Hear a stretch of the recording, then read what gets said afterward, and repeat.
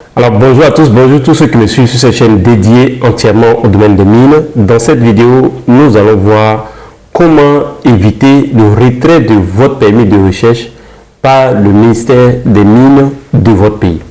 Alors, si vous prenez en marche pour la première fois cette chaîne, sachez que je suis Kwasi Justin. Mon but à travers cette chaîne est de démocratiser la connaissance et partager mon expertise dans le domaine des mines avec la communauté. Alors, est-ce que vous savez que près de 70% des permis de recherche qui sont délivrés, signés par le ministère et délivrés à des investisseurs, ces permis-là, quelque temps après, sont retirés par l'administration minière sans que ces permis-là aboutissent à l'exploitation d'un gisement.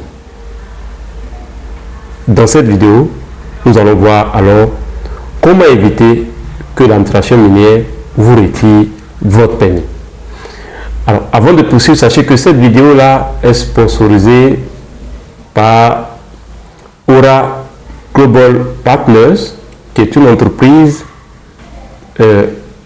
basée à Singapour et qui est hautement spécialisée dans les technologies appliquées à l'exploration minière les plus efficaces au monde.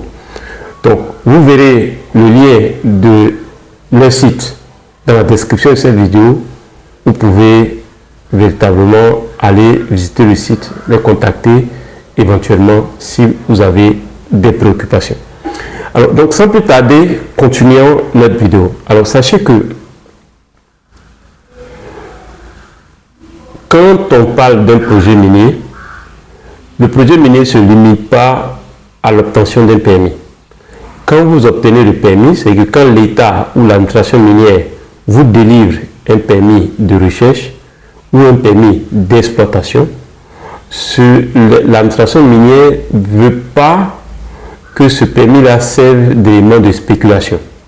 Alors souvent, ce que les gens font, ils font toutes les démarches pour obtenir le permis, ils gardent.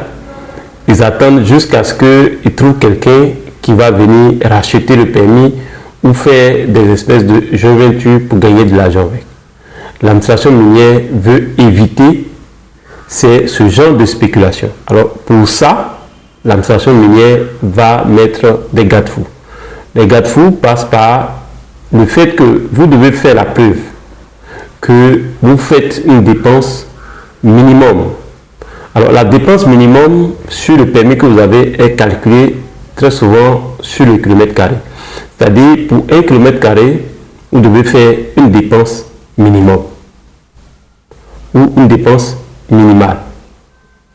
Il y a une dépense que vous devez faire pour valider votre permis. Alors, sachez que le permis de recherche ou le permis d'exploitation, en fonction du type de recherche ou du type d'exploitation, va aller de 2 à 4 ans renouvelables.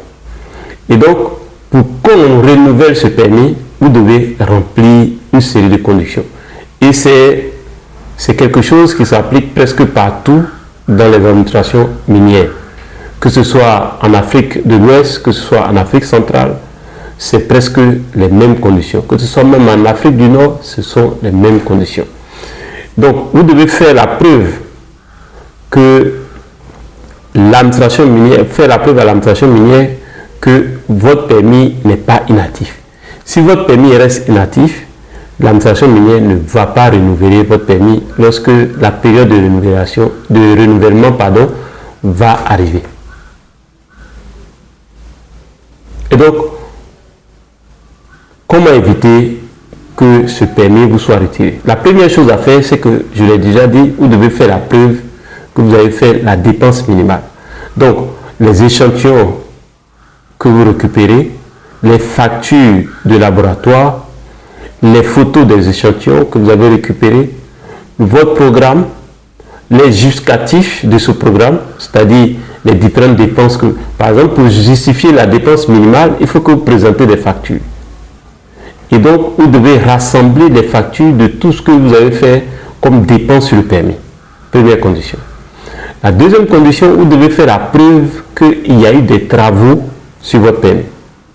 Donc, si vous avez fait, vous allez dire à l'administration minière que j'ai fait tel type d'activité, tel type d'activité, tel type d'activité. Et cela doit apparaître dans un rapport. Le rapport peut être, je veux dire, trimestriel, le rapport peut être annuel. Tout dépend des administrations minières. Mais dans ce rapport, vous devez dire, par exemple, si vous dites que vous avez fait un programme de géochimie sol, vous devez donner les coordonnées de ces points pour que l'administration minière, si elle veut, puisse aller vérifier. Si vous dites que vous avez fait un programme de hauteur, vous devez donner les coordonnées de ces points. Si vous dites que vous avez fait un programme de RC, vous devez donner les coordonnées de ces points. Si vous dites que vous avez fait un programme de Diamond, de DD, vous devez donner les coordonnées. Si vous dites que vous avez fait des levées géophysiques, vous devez non seulement indiquer les cartes, pour que l'idée ici, c'est que vous devez produire un rapport scientifique détaillé, 2. Justifier par des preuves en termes de factures et autres que vous avez fait la dépense minimale. C'est en ce moment que l'administration minière va donner son accord pour renouvellement.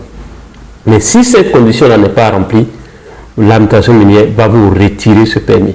C'est que va plus renouveler et va attribuer à une société. Croyez-moi, il est très difficile de récupérer un permis qu'on a perdu. C'est très difficile. Ça relève presque de la chance ou presque peut-être du lobbying très poussé. Et donc, il est important d'éviter de se faire retirer son permis. Et ça demande de mettre en place une stratégie de suivi de vos activités, de traçabilité de tout ce que vous faites, de sorte à ce que vous puissiez produire un rapport. Et le rapport doit être un rapport purement scientifique. Ça ne doit pas être un rapport pour un rapport. Il ne s'agit pas d'écrire j'ai fait un nom. Il faut un rapport rédigé scientifique qui avec des preuves à l'intérieur pour que l'administration minière puisse vérifier les travaux et disons les données que vous avez présentées dans votre rapport. Dans une prochaine vidéo, je verrai comment faire pour assurer le renouvellement de votre permis ou la récupération de votre permis si vous avez perdu la période, enfin, vous n'avez pas respecté les conditions de renouvellement. Je suis Kwasi Justin. Mon but, encore une fois, est de démocratiser la connaissance dans le domaine des mines. Alors, j'ai écrit un guide gratuit que j'appelle la feuille de route pour la feuille de route pour un projet minier. C'est gratuit, c'est totalement gratuit. Je vais mettre le lien WhatsApp dans la description de cette vidéo et vous pourrez cliquer ou mettez simplement vous écrivez simplement guide et je vous envoie cette feuille de route qui vous permet de voir comment faire en sorte que votre projet minier n'ait pas de difficulté. On se dit à la prochaine vidéo.